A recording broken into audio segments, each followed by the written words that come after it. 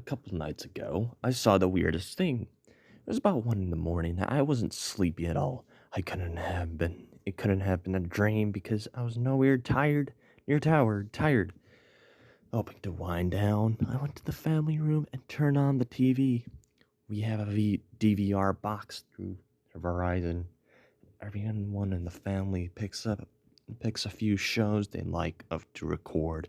Of course, with 2.5 bronies in the house, Friendship is Magic was set to record every episode and kept us up to 7.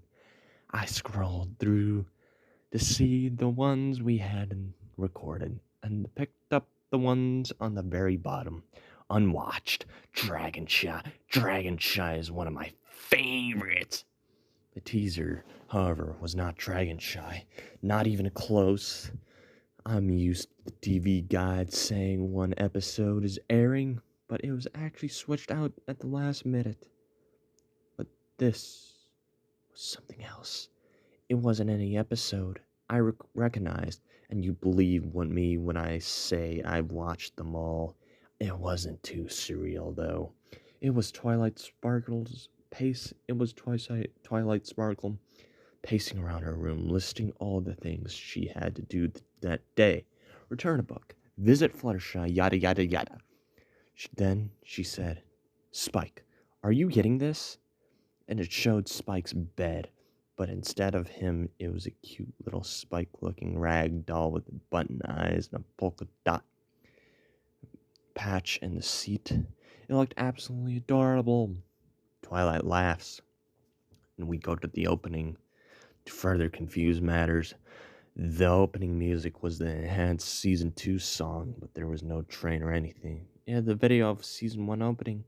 So much for placing it in the timeline, unless it was a leaked Season 3 episode, and they were done pushing the train toys by that point. After the opening, there were commercials. I fast forward through them, but the looks of it, they were normal commercials. Then the show came back to show Twilight in Sugar Cube Corner. The Spike doll on her back, the title was titled Half-Baked Suncakes. Twilight was pacing back and forth, giving some plot expositions about how they were making special cupcakes for Princess Celesta to thank her for letting Twilight stay in Ponyville with all her friends. Pinkie was supposed to be making them. Then Twilight would use her unicorn magic to take some sunshine and put them in the cupcakes, making them sun cakes. Twilight was all alone, but she was talking like she was talking to her friends. Then she started reaching to something that wasn't happening. From what I could gather, Twilight suddenly realized the cupcakes were missing. She began looking around and asking questions, and it was then I realized that she was talking directly to her friends who weren't there. She was responding like they were talking to her, too. It made her hard to follow, and I can't remember what she said. But it would be like this, for example. Twilight says, "Fluttershy, where have you been all day?" And normally Fluttershy would say something like, "Oh, I've been tending my animals all day." Twilight then say, "Oh, well, give Angel my best then." She would say, "Fluttershy, where have you been all day?" Then pause for 3 beats, enough time to register a significant pause, but not actually long enough for another pony to say anything meaningful. And then she would say, "Oh, well, I give Angel my best then." Twilight moved and acted like there were other ponies on screen, and in fact, the camera was positioned so that the other ponies should have been in the frame, but it was just Twilight. Anyway, I think Pinkie Pie started panicking because Twilight kept telling her to calm down, that they would find the cupcakes. She then pulled a magnifying glass out of the hammer space and began looking for clues. The rest of the first act was all of her looking for clues, asking Spike the Spike doll to write them down and question the other ponies. It would have been an ordinary show, except that it seemed Twilight seemed to be the only pony in all of Ponyville. Because there was no one there to question, she began to get flustered, but the cute kind of flustered like at the end of Look Before You Sleep, not the creepy flustered from Lesson 0. There were plenty of jokes and cute moments, but I was too busy trying to figure out what I was missing, besides every other pony in existence, to retain any specifics. Finally, it was time to go to the canter lot. Even though the kayaks were still missing, Twilight looked nervous. She was afraid of Celesta would say if Twilight arrived empty-handed after promising a surprise. After the commercials, she was already in the canter lot. The canter lot was abandoned too. She walked up to the castle around the palace grounds, stopping to introduce her friends to the old guards and palace workers she used to know. Again, Twilight was the only pony. Then when she got to the throne room, her ears drooped, her tail hung. I went, "Da!" And she went inside. She apologized for not bringing the cupcakes after they disappeared. She promised she tried her hardest to find them after they disappeared. She was sorry she let Celesta down. I don't know what was invisible Celesta was saying to Twilight, but whatever it was, she slowly began to lift her head up. Her eyes brightened and her tail stopped hanging. She looked happy. Then the music changed, like they were starting a musical number. Hot dog! Sneak preview of a new episode and a new musical number sounded incredibly familiar. And after the first few bars played, I realized it was, no kidding, Schubert's Ave Maria. Only you know if it was arranged by Daniel Ingram. Twilight was singing, and I swear it was Tara Strong's voice, not Rebecca Shoychette. The whole song was accompanied